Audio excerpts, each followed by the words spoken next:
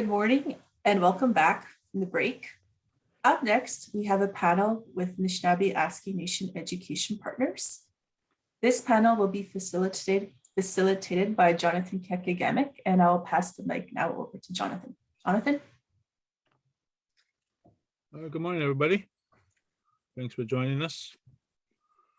This panel or the next hour is on opportunities and challenges of our current education programming. And I'm glad to have five members, or NAN members, on this panel this morning. And they cover a wide range of expertise and knowledge and experience. So first I want to introduce, in no particular order, is Matthew Angies from Wallaman First Nation, and he's the Executive Director with Sugarmount Tribal Council. The next person I want to introduce is Charles Brown. He's the Education Director for Wendigo Tribal Council, and he's from Bearskin Lake First Nation. The third person I want to introduce is Mr. Mike McKay from KI, and he's the Education Director for his community. And last, we have two people from Kurt, Christina Mikas, she's the Executive Director, and Brent Wesley, who is the Structural Readiness Coordinator. So just to go over a little guidelines for the next hour, we have 1 hour for this time, and we have 4 members panels here. So we'd like to at least get at least 3 or 4 questions during this hour, but we need to keep your responses limited to 3 or 4 minutes. This is the first of many panel discussions that we'll have. It's important that we hear from our partners, our communities, and second level services on how we want to build this, what we're talking about today and tomorrow. There is a chat line that's available. Jocelyn and I will monitor it. If anyone has questions, we'll bring that up, but also we'll address that after today if we don't have time. So we'll begin. I'd like to thank the panel members for joining. That's a pretty deadly group we have here with lots of experience, and they know the nuts and bolts of what we're talking about. So we'll start off with, let's see, Charles Brown.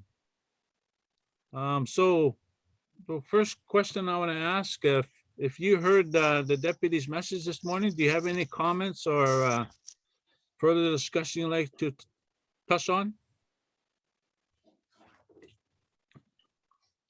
Good morning. Bonjour, Wajia. Gana to make with the and to outside my Anishinaabe Nation gaga Anishinaabe Nation. Good morning to everybody. Yeah, I had the opportunity to listen to bits and pieces of Deputy Grand Chief's opening. In particular, he talked about jurisdiction, you know, the importance of jurisdiction as part of governance. And also, I know we're talking about education and health jurisdictions.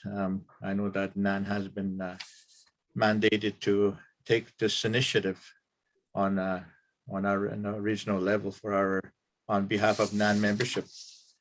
One of the things I wanted to talk about is recently I was in another discussion. This was from Bath Learning Center when we talked about the importance of jurisdiction, and not one word I heard about how important it was for you know, both genders, male and female, how important they were to look after wherever they were encamping, their encampments, wherever they were residing. This was prior to colonial period. I know my grandmothers, they used to talk about how important the women played a role in the. To me, that's a jurisdictional concept, is when the women looked after the camp while the men were out hunting or doing the, you know, preparing for their survival. So I think this is very important to talk about when we talk about jurisdiction. Everybody is involved. All the from elder to youth to children, they're all involved in this development or the implementation of governance. We're not there yet, but I'm sure we're going to be coming to that very soon. But one thing I want to remind the participants, even the panelists, is we have to acknowledge our treaty rights, our inherent rights. We have to use our treaty rights to when we're talking about jurisdiction. And one of the things that I did many years ago, before I became involved, is I studied and I did the research on our treaty, particular adhesion to Treaty Number 9. And as you can see, there's our elders that signed in syllabics, and with this treaty, they outlined how we were to function as we coexisted with the colonial, the people that came from Europe or from overseas. And I think this is very important that we have to acknowledge our treaty rights. Every discussion that we have to acknowledge it as sacred. It's zealous, and we still have to work with the governments on that. And I think that's part of the process that we're working on today, is when we're talking about traditional governance versus Western colonial governance that we're talking about here.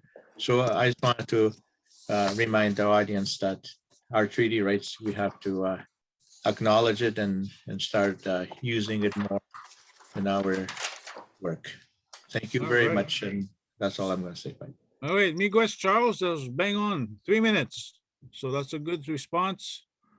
So we'll move to Mike McKay. Do you have anything to add to what Charles Brown said and what we're talking about on education jurisdiction?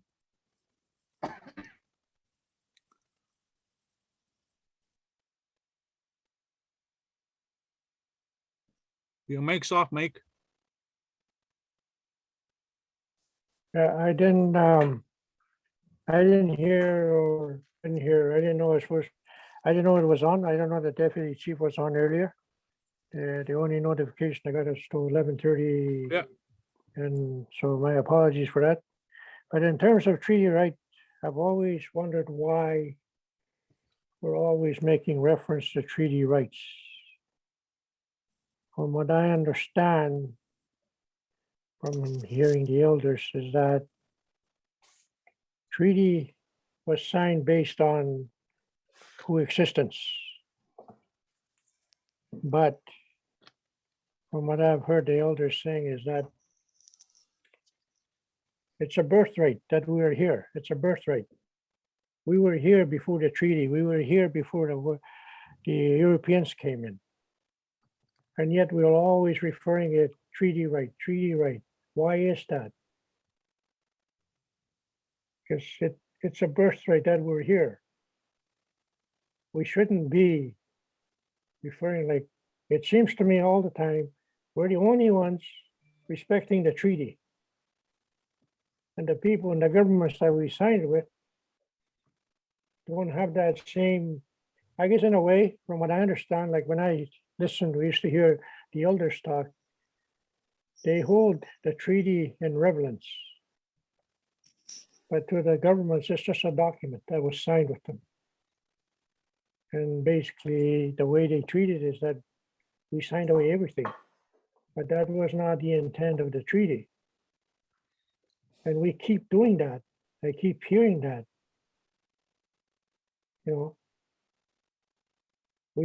That's, I don't know why. I don't know why we do that. It's like somebody else is dictating what we need to do and how we do it. And I think that's a wrong approach. Okay, Anyway, Miguel. yeah, thank you. Miguel. Yeah, so this is great. This is good discussion. Like all of us have different perspectives and backgrounds, and we'll move to Matthew, if he want to add anything on what Mike McKay and Charles Brown said.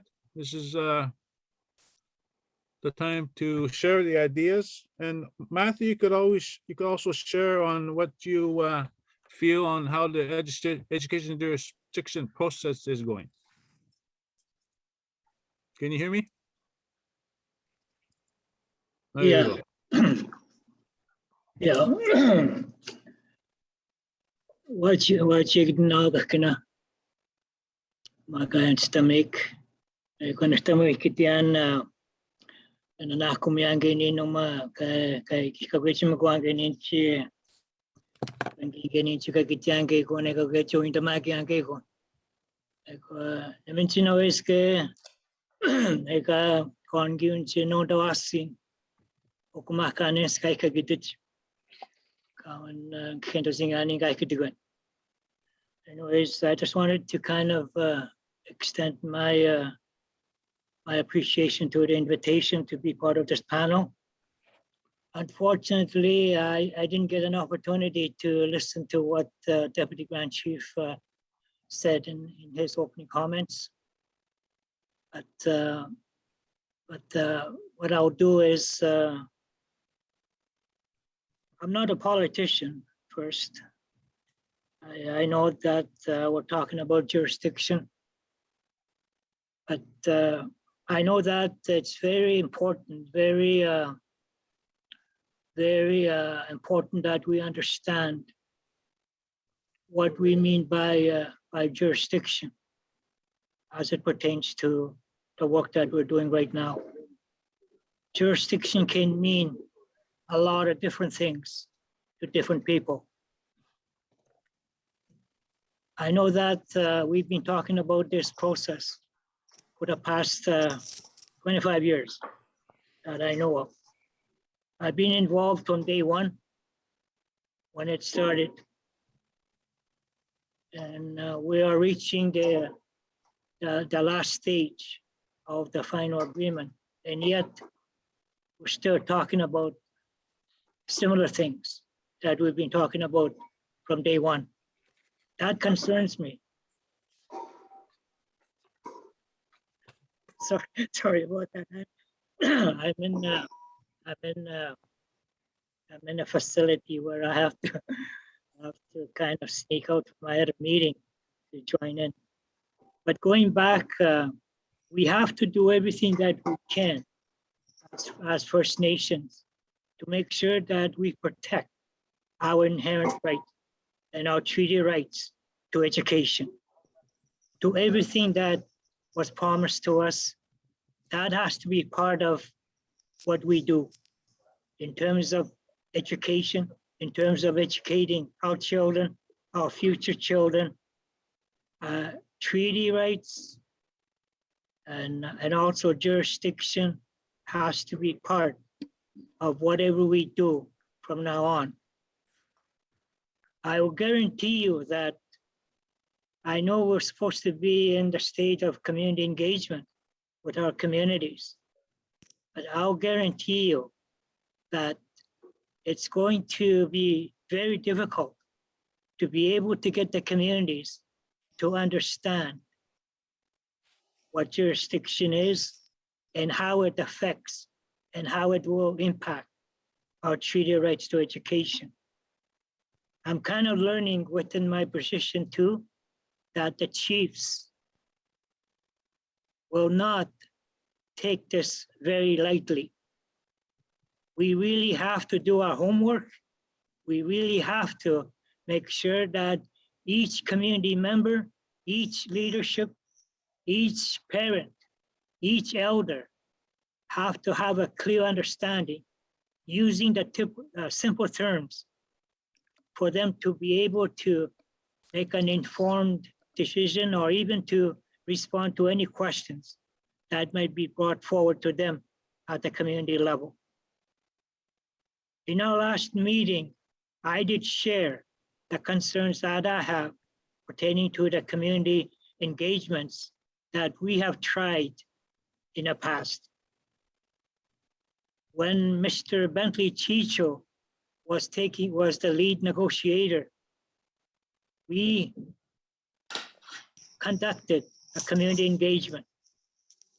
We failed miserably because we didn't do our homework. We weren't prepared.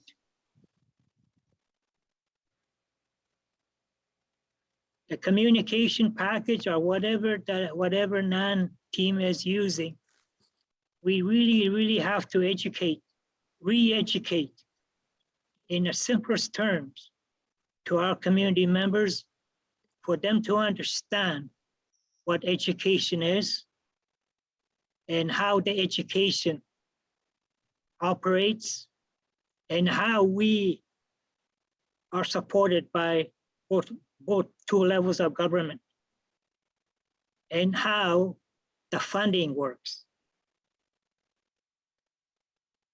If you ask a simple person, a normal parent in a community, they'll have a difficult time responding to questions that we might impose on them. If we don't do the legwork that we should be doing to properly step back and re-educate everyone, provide workshops, sessions, group sessions with the parents, go back to the basics and follow through what we need to educate them on. So that way they can be able to provide a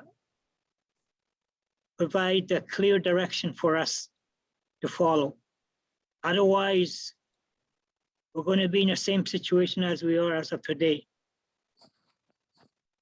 We really have to get the communities to take control of this process.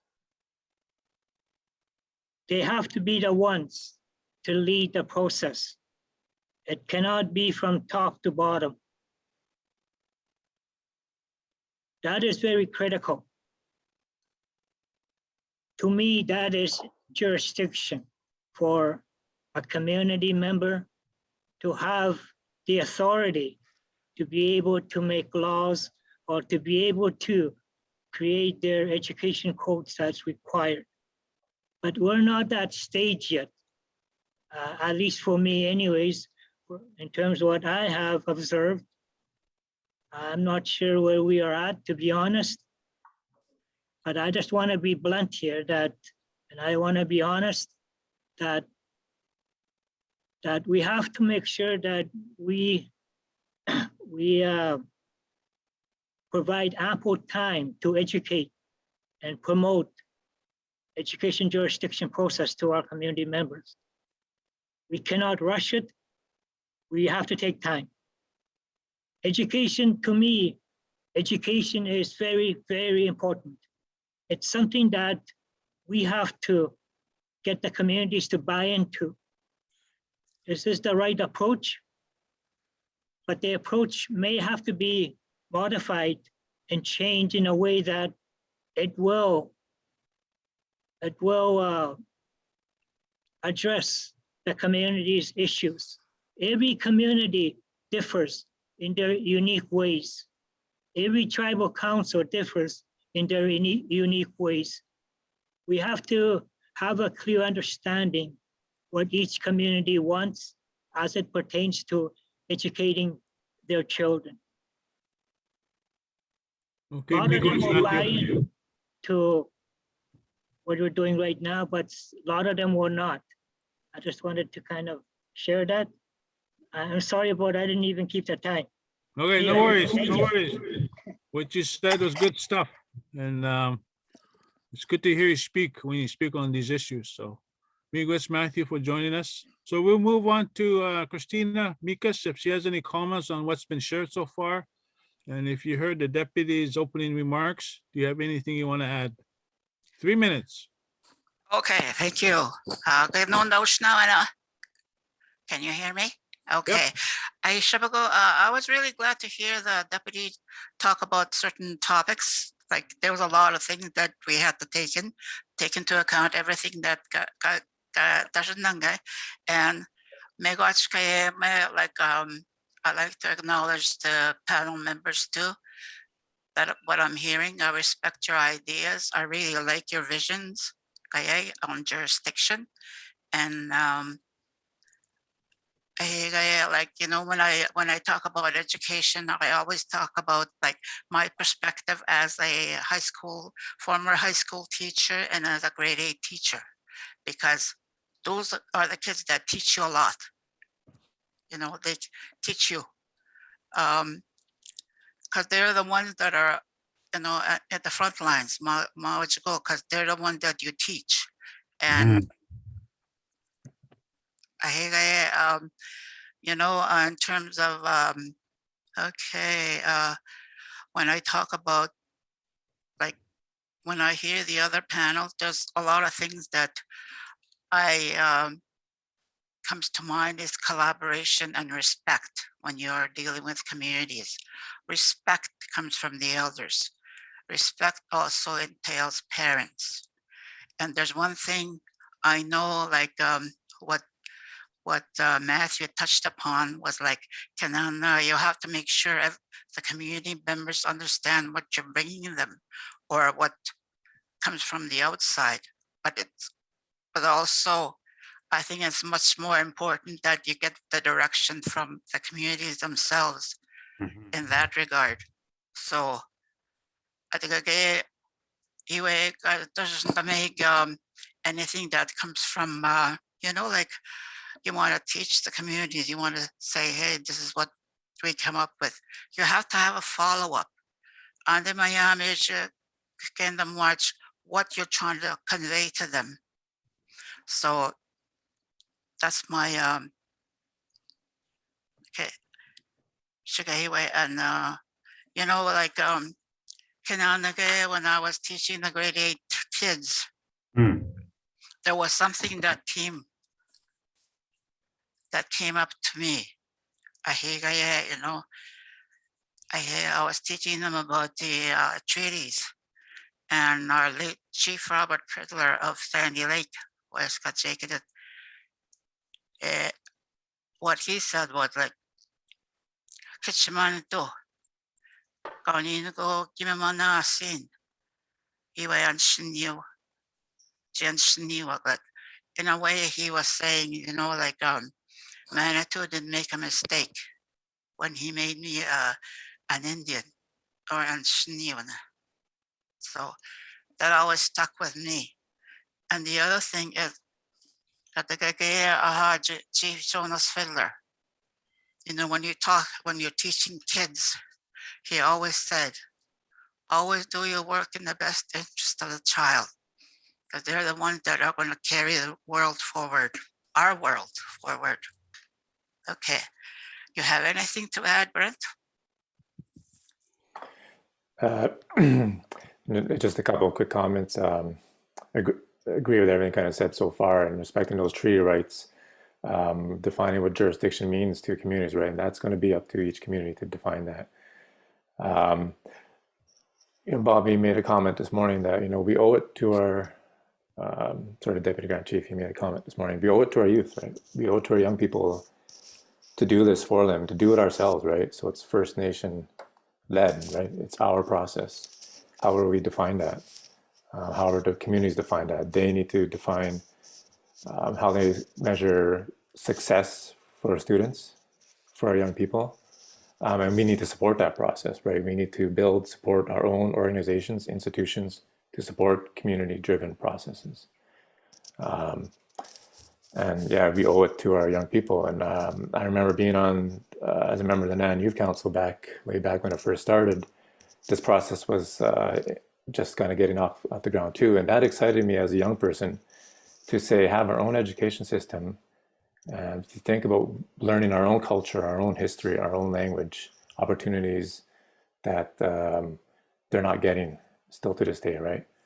You know, over the years, we've tried to do things, but if we don't do it ourselves with our own jurisdiction, led by our own process, our own curriculum, it's going to continue to fail our young people. So yeah, we need to recognize and get the government at the table to honor that treaty right, to support that process, how we want to define it, right? So. All right, Miigwech, Brent, and Christina from Kurt. So this is good discussion so far. We just got done our first round. So we move on to the second round, and based on the comments I've been hearing from the 5 of you, let's continue another round of the talk on how we're going to engage our communities so they'll know the different rights we have. Like you guys brought up 3 different rights: treaty rights, birth rights, and inherent rights. How does that play a role moving forward on education jurisdiction? So 3 minutes each. Go ahead, Charles. You're up. I wanted to add a little more on the when you talk about jurisdiction, you're looking at how complex. It's a very complex term, eh? And when you deal with jurisdiction, what is it? What is that jurisdiction you're trying to achieve or obtain? You know, that those are the questions that you ask. Jurisdiction can mean a lot of things. Like I agree with Matthew when he said that jurisdiction means, you know, it's interpreted in many ways. So the jurisdiction to me is, you know, it comes from our people. It comes from the land. It comes from our language. It comes from our way of life. That's where jurisdiction is. And when we collaborate all these things and branch into to create our governance, our traditional jurisdiction, education jurisdiction. I think that's the whole concept that people need to understand. You know, like, I mean, I agree with Matthew too when he said that, you know, we have to visit our communities. We have to, you know, lower the terms, you know, the terms that our people are able to understand. And a lot of times we have to use our languages when we explain what jurisdiction is. We cannot use high jargon, you know, university or term, you know, to try and capture our people's attention. Let's give our people an opportunity to create that jurisdiction for us. You know, like, and your job now is you have to go into the communities and talk to our people, and you're going to have to use language experts to accommodate as you meet with our people in our communities. Even us tribal councils, you know, like we still have to rely on our people when we do things. And like I have to, I'm accountable to my chiefs, and I have to be transparent in everything that I do as a director of education. I don't make those decisions. I make those decisions based on the directives I'm getting from my people. And if we're going to create a jurisdiction, that's what the same thing I believe that should be done.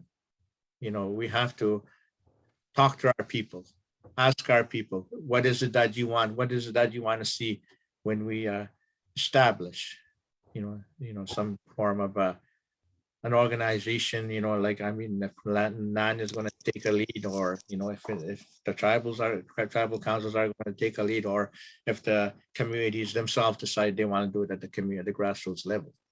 So those are the things that you need to ask our people, and you have to do it in the simplest terms. Okay, that's all I'm going to say. Okay. All right, Jonathan, if you could indulge me for a little bit, I was wondering, Charles, if you could. You told me this one experience from an elder who was talking about why his grandson or came home to the community. And they said that to the urban center, he's a failure. I was wondering if you could just share that with the group again. I thought that was very profound. Okay, this was I guess about a month ago, when one of the meetings that we had, and education committee meetings, and I shared that was you know, it was I think it was one of my relatives, my cousin's son, that came from down south. And one of the elders, this was a few years ago, and this elders passed on already. And what he shared was, and what he was asking this, you know, this young man was, so what happened? What happened to you? Like, what happened to you down south? And and he said, and the young man replied, "I failed. You know, I didn't pass. You know, and so he ended up going back to the community, and right away the elder said, no, you didn't fail. You still can do things. You still can go out in the land, hunt, fish, and all those things. we don't fail those when you are able to do those things, those land-based activities.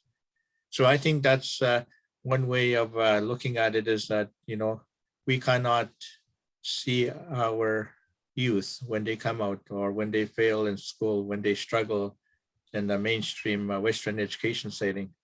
We cannot visualize them, or, you know, and as failures, because they still can do a lot of things in our communities. And that's where we have to change that picture. We have to reverse that picture and start believing in our people, our youth, because they are the future. Okay, I just wanted to share that. Thank you. Thank you, Charles. Thank All you for right, that. Charles ahead, Migwitz, once again, you're bang on in your time, 3 minutes. Thanks, Deputy, for asking me to share that nice story. That's a good story. That we can't, we need to tell our kids they're not failures because they're living in a foreign system. All right, Mike McKay from KI. Do you got anything to add on this discussion now on rights? You brought us some good comments on birthrights, and I know your community believes in that. Anything more on that with jurisdiction process, that the work you're doing in your community?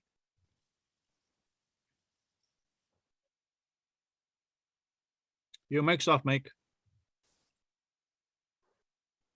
Sorry about that. All right, let's. I just adding a comment on what Matthew and Charles said about jurisdiction.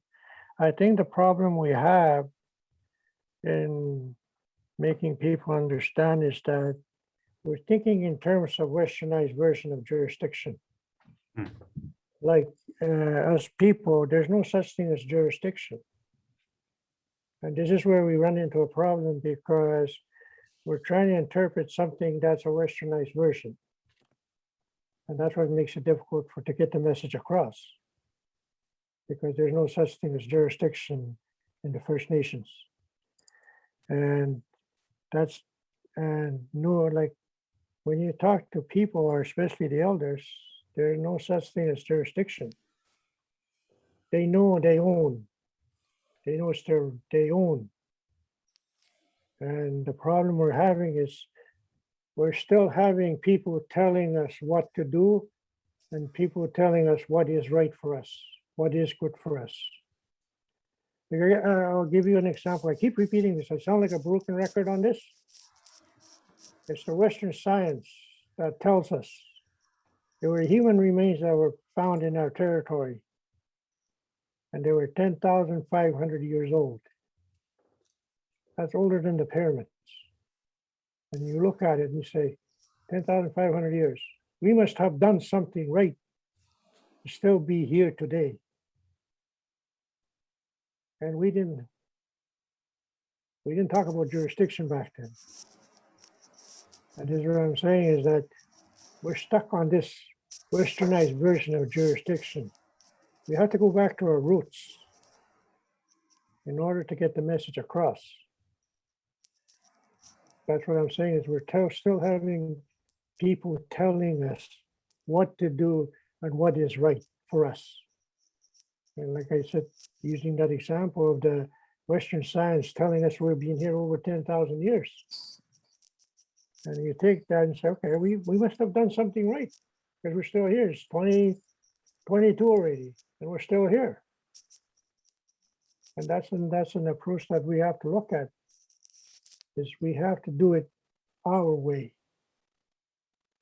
And a lot of people will not, like especially the governments, have a hard time accepting that. We're capable of doing things. We're capable of looking after ourselves. And that's where we make a mistake, is because we follow on somebody else telling us what is right for us. Thank you. Migwitz, Mike. Thanks for sharing your perspective on that, and it's powerful because we have been here. All right, moving forward, I want to kind of change the topic now. For Kurt's part, to answer the question, I want you to just comment on how do you see yourselves as a second level services moving forward in this process. Matthew, I have a different question for you. Okay. Thank you, Miigwech. In this process, jurisdiction, that's still something that we're still trying to grapple with because I think in all levels, there's what Matthew and Charles pointed out, it's a different kind of meaning and how you do stuff, because in our day-to-day work with our programming, it has an impact in how we do programming with the schools that we deal with. For instance, we do a lot of governance stuff, okay? And we do a lot of things, and we're going to continue on. A lot of the stuff that we do, it's on a daily basis. We get into the communities, we try to, we deal with the schools, we work with them, the classrooms, the teachers, and we try to accommodate what they want. So most of the stuff that we do is community driven. And then we try to help them in that regard back to what they want. In terms of for instance, a topic that hasn't been touched on is special needs, okay, spec ed. That's my biggest concern. A lot of our kids fall through the cracks because of that, because they don't get the right kind of education or support in the communities. But because it's dear to me, I have a granddaughter. She graduated last year. She's special needs. And she'll always be like that into adulthood. But right now she's getting all the support that she needs. She's still going to school. She's going taking life skills. And a lot of those things that are missing in our communities, the programming. Say, okay, target the child. Yeah, help everybody. Not just the ones that are normal, right? Everybody. You have to get at those kids to help them survive in this world. Our world is progressing, it's changing. We have to accommodate that too, in a way. But at the same time, in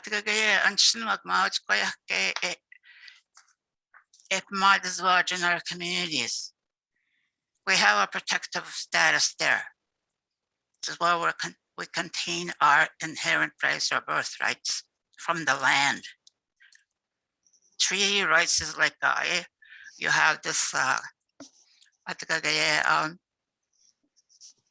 it's like an agreement between the government and yourself, okay? That's my mindset with treaty. Birthright and inherent right is part of you, part of the land, of who you are. So, and I think, all the things that we do at Kiachiwa, we're going to continue doing the things that we're doing basically. And if you want to, I could go through a whole series of stuff that we do. And, but it'll take too long. Okay, thank you, Christina. So I'm going to move on to Matthew. Matthew, I just wanted you to comment on your program that you did with Sugama way back in the early 90s, your language development program in your schools. Back then, I was just starting my teaching career in the early 90s, and I kept hearing about that stuff. And I just want you to comment on that, because this jurisdiction process, curriculum development is going to play a major role. And I know in the past, communities have done good things in this area in pockets. And I think now's the time to involve everybody. So if you want to comment on that.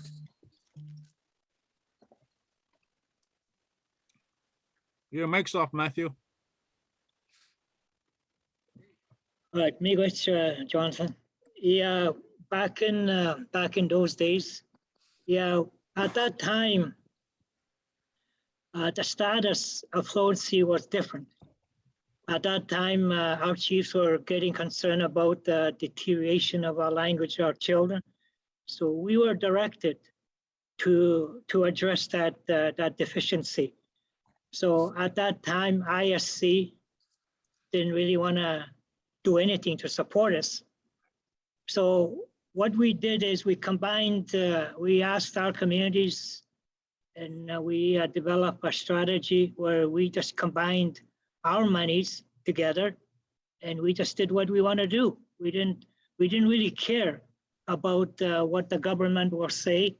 We just went ahead and made a decision with the leadership, community people, parents, children. We went ahead and we'll develop our bilingual, bicultural program, which is Languages Together curriculum.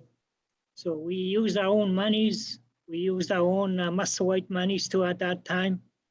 All the communities buy into the system, and we went ahead and developed our immersion program. The focus was we wanted our little ones to learn the basic skills in their language, in Anishinaabe. We wanted them to learn the phonetic skills and the basic skills in their language from kindergarten to grade 2. That's what we did. English wasn't allowed in a classroom. English was introduced at the end of grade 2. We knew at that time that they were learning English at home anyways, through TV, through radio and all that kind of thing. So at that time, because of the fact that the 3 communities, the parents, everybody bought into it, it worked.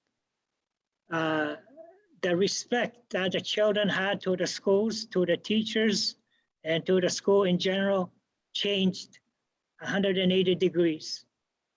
Attendance was no problem. And the only concern that the parents, some parents, is that they were concerned that we were destroying their children's education because they thought that because we're not teaching English, that they were going to be delayed. That was the criticism that we had on a daily basis. But it took a lot of work. We didn't have any resources. We didn't have anything at that time. Everything was developed from scratch.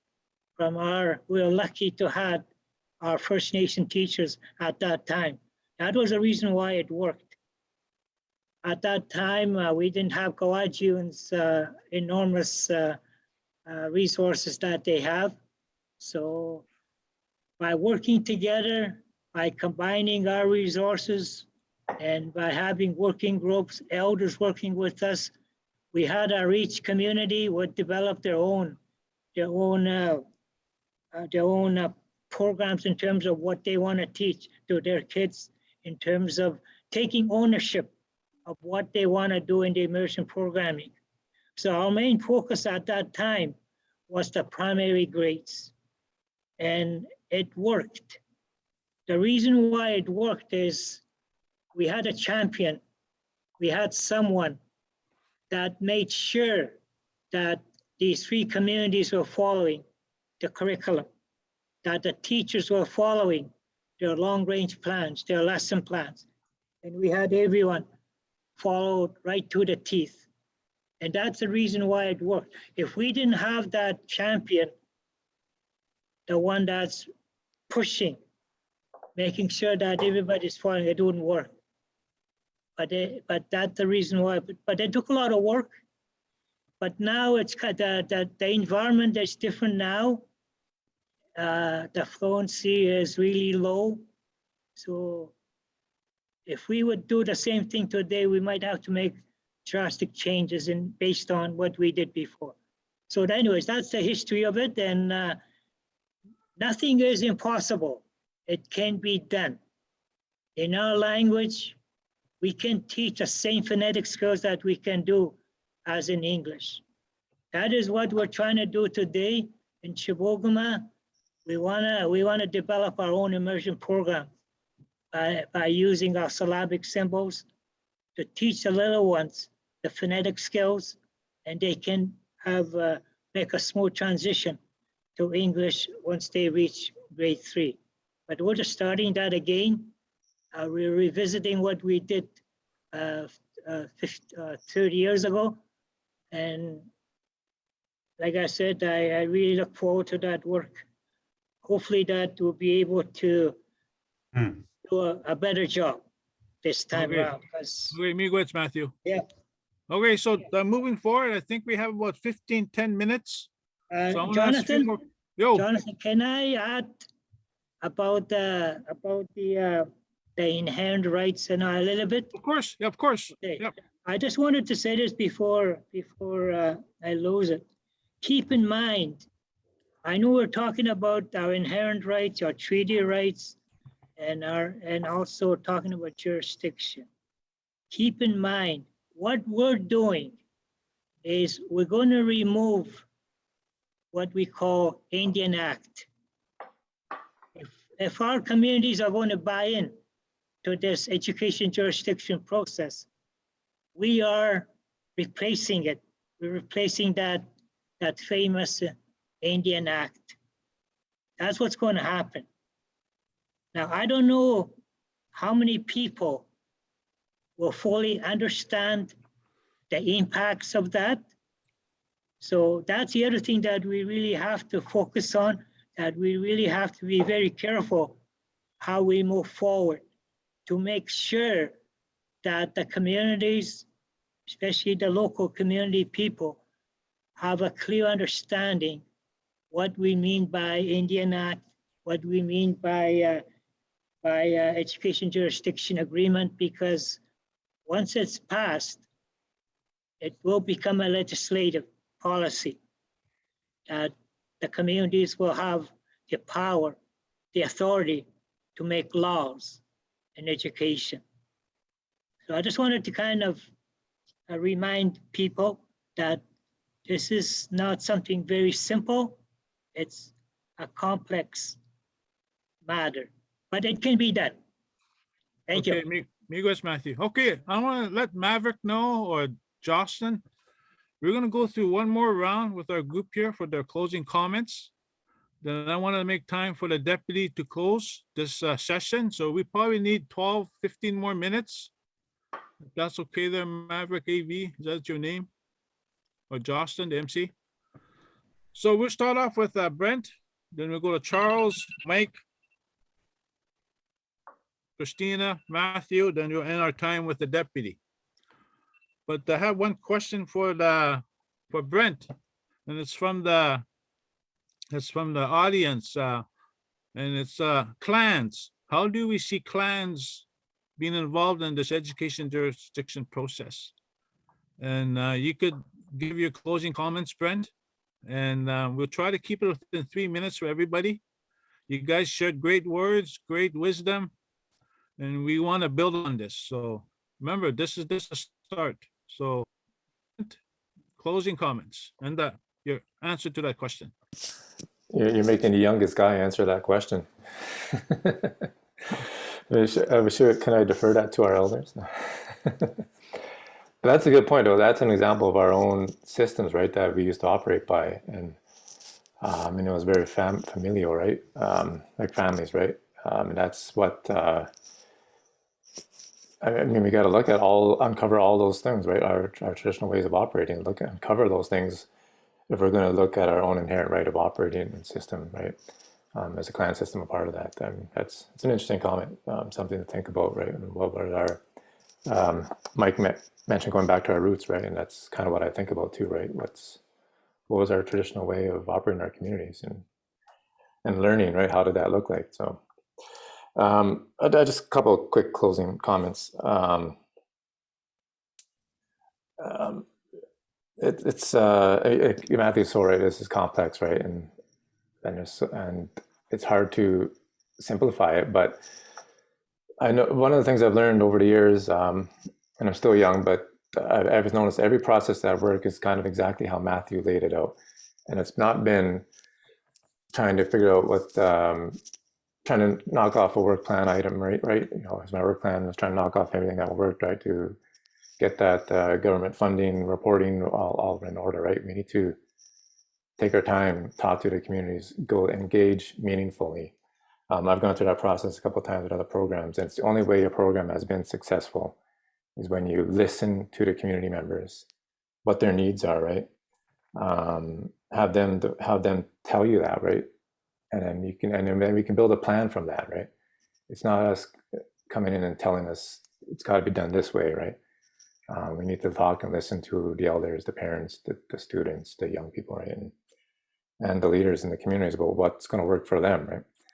That's been my biggest takeaway over the years, is that those are the only things that are successful. And it's like Matthew mentioned there. What we need to ensure, though, and what's exciting about jurisdiction is this ability to do it ourselves, moving away from that government funding that's been proposal based and that defines how we do our service delivery, right? Kirk's been handcuffed by that so many over the years, right? We cannot do meaningful language and culture programming because government defines how that money for second level services should be delivered to our communities, right? We can do a bit, but it's not substantial enough to meaningfully address those needs in terms of our language and our culture, right? We do the best we can, like a lot of other organizations that are underfunded, under-resourced, right? So that's the only comments I want to make around that in terms of how we can define our own language and culture and supporting education resources with that, right, as we move forward. Okay, me good, Brent. Okay, your closing comments there, Charles Brown? Hi, good morning. I'd like to remind everybody, whether you are educator or not, or you have a different field that you're involved in. I think the importance of educating our youth and children about treaty rights, inherent right to education. I think they should be taught what it is. They shouldn't be discouraged and not telling them, I don't know why we're talking about treaty rights today. There's a purpose for that. It's it was blessed, under Creator's blessing. That's why the treaty rights exist, because our people believe in that, and they are forefathers. Of course, I wasn't around when the signing took place, and I think this is very important topic to teach our young people today, because they don't understand what it is really. And when we're talking about jurisdiction, I know everything we're using a white man's terms, white man's language. But what I said earlier is our jurisdiction. We have jurisdiction in our Aboriginal heritage, who we are. We have jurisdiction, but we don't say jurisdiction in English terms. We have it in the language. Kitakiminan, our land. It's we own that land. We are the custodians of that land, and our purpose is to take care of it. And it's all part of this whole process. We're talking about jurisdiction. Our people will develop that. They will help us, lead us, and direct us the path that we're taking, this jurisdiction that we're talking about. We have jurisdiction. We have it in our language, and we had it in the past. And it's because it's the white man's theology that's preventing us from thinking like that, because they don't want to accept that. And it's time to move forward with it, incorporate our laws, our traditional laws. We have traditional education, and it's out there, it's out in the land. It's it's among the animals, it's among the plants, it's among the universe, it's among the sun. It's there. So don't ever be discouraged when you hear people talk about we don't have those things. It's because we have them. And I just wanted to, because we're talking about the young people here, and if young people hear us talk like this, they're going to become less interested. We're trying to capture their attention so they can be part of this process. That's what we're trying to do here. I just want to remind everybody that as an adult, out of the 5 people here, I'm the second youngest. So I'll leave it up to the elders to say more. Okay, Miguel. Okay, me, it's Charles. Thanks for joining us today. I appreciate your words and your wisdom. You got a lot of wisdom. So miigwech for that. So Mike McKay from KI, your closing comments, 3 minutes. I guess one of the things I'd like to say is that I'm a rookie in this education business, but what I find that what's happening is that we seem to be running along to get along. And we have also this mentality of the fear of the white man. Like, I have done things, a lot of things in this business since I started. And at one time, like other organizations that were looking after programs for me were saying, we can't do that, we can't do this. And I had asked ISC one time, I said, why can't we do it? And they couldn't come up with an answer. And I said, this is how I'm going to run business. Like, we weren't allowed to support students that are in the urban settings. And I asked why? Why aren't we allowed to? Like, they're going to school. They are members of our First Nation. And I just went ahead and did it.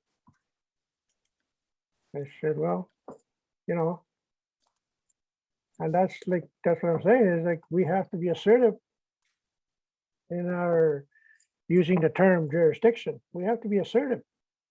And this is where we keep getting into trouble because we're listening to somebody else and we're too busy running along, getting along. Because we have this mentality that, you know, we're afraid of the government. And I think we need to be more assertive in doing the things that we do.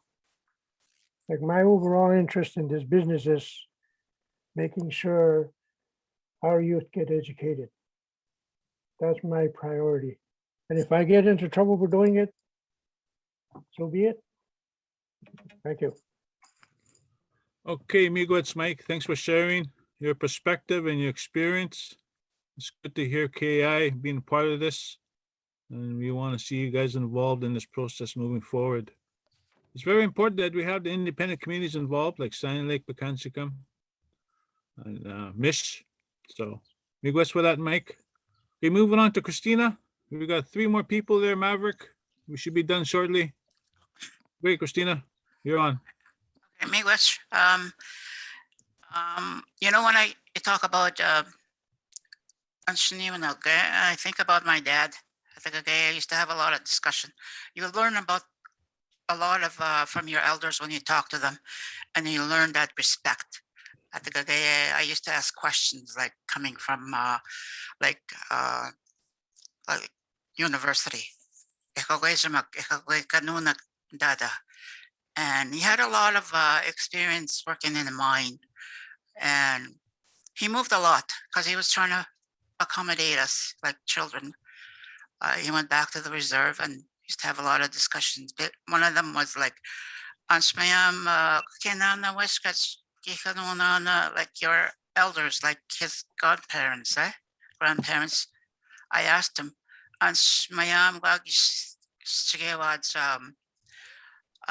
you know, before the white man came.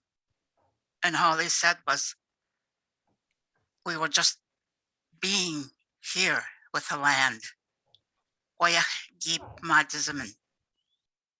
And to me, that said a lot. And I think that's the focus that we have to go back on, like our rights, our birthrights, you know, all the things that we encompass is tied to the land, even the language, like everything that we do. And the focus that we have is the kids that we are bringing up to make sure they have that same kind of right or the same kind of opportunity to be who they have to be. Miwe. Okay, Miigwech, Christina, for joining us today, sharing your words and your wisdom. So, thank you. Okay, Matthew, you're up. Closing comments. Anything else you want to add?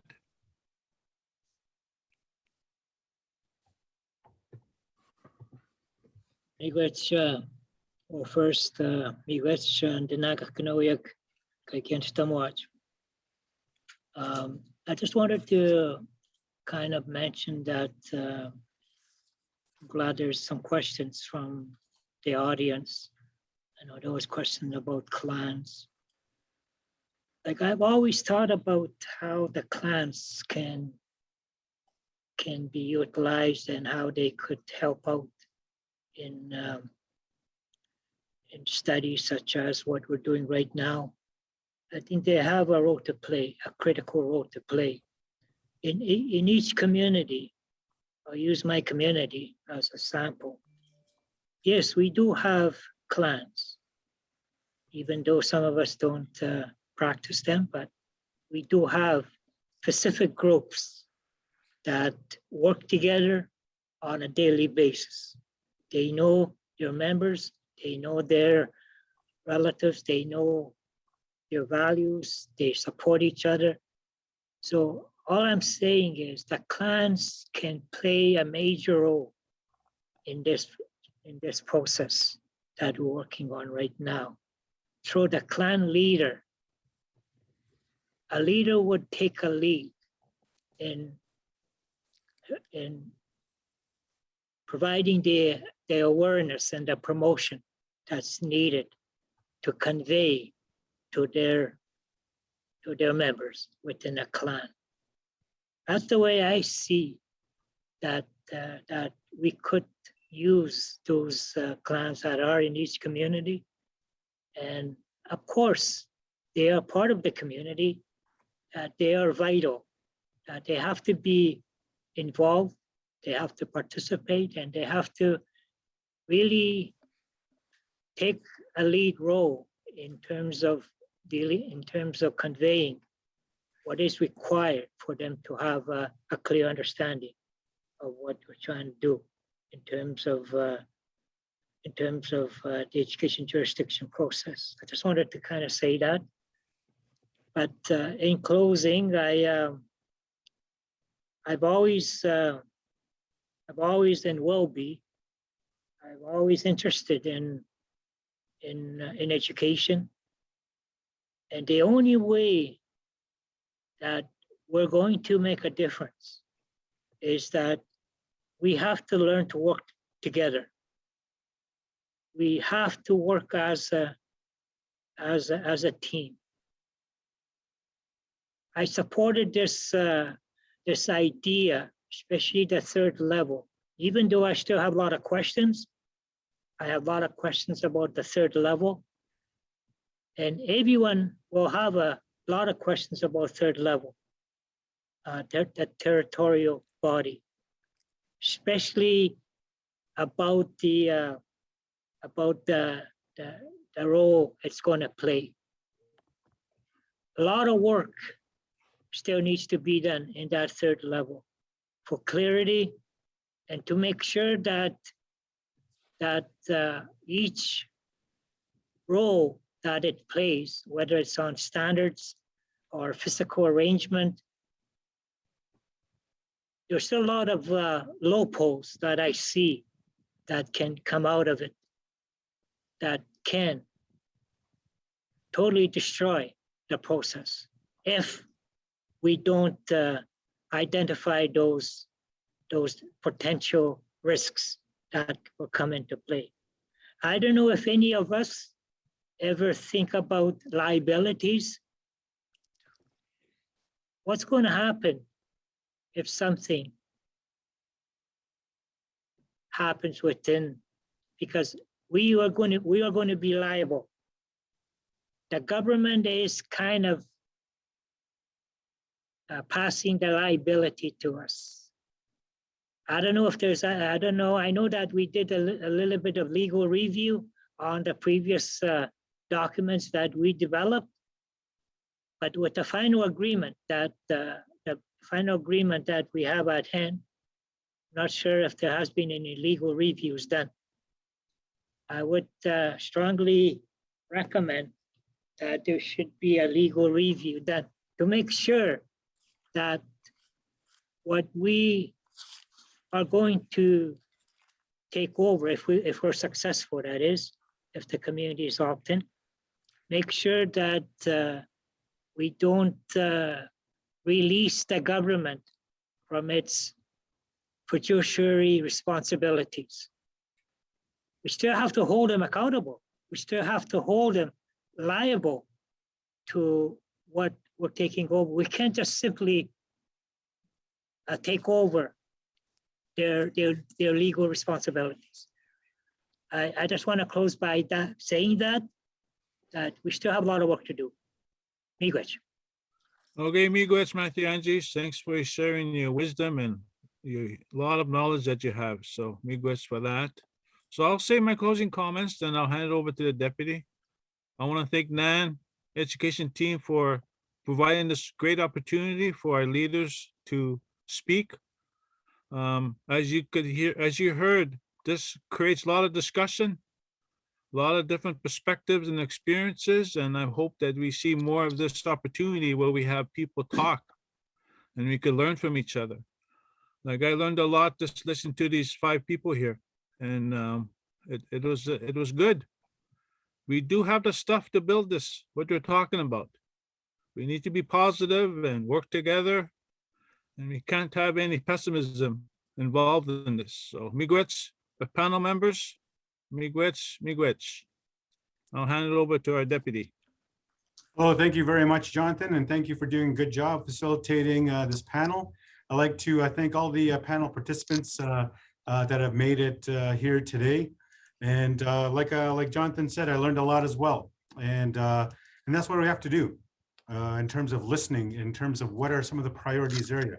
We need to get into the communities to really assure our First Nation citizens that they understand what is happening, what is jurisdiction, what are those different areas. We have to talk in a language that is very responsive to everyone, and we have to do it in the language as well, and we have to really facilitate those opportunities. And I'm very grateful for the panel participation today, and everybody listening out there. I know there's been comments over there, but a lot of things I really enjoyed hearing today, like especially nothing is impossible. Just to echo Matthew's words and everybody else on the panel too, that you know, we have to do our part now. We owe it to our children, our youth, and our families to ensure that they understand at the community level to move ahead with a community-based process to ensure that there is, you know, that community standards are being approached. And the fact that we are establishing a NAN-specific table with the Crown to hold them accountable for their fiduciary responsibilities. At the same time, they need to respect our inherent jurisdiction and our processes within the region. And with that, I hope this sets the stage in the next conversations that we're going to have this afternoon and also tomorrow. And we continue to welcome you to please put your comments on the chat, your questions on the chat, and we really appreciate your participation in this. So with that, I'd like to conclude this portion of it and say miigwech to everyone, and I'll turn it back over to Jocelyn, our MC. Miigwech, Deputy Grand Chief. I'd like to again thank you panelists, Matthew, Charles, Mike, Christina, and Brent, and also miigwech to our facilitator, Jonathan. Our play to win code for this session is strength.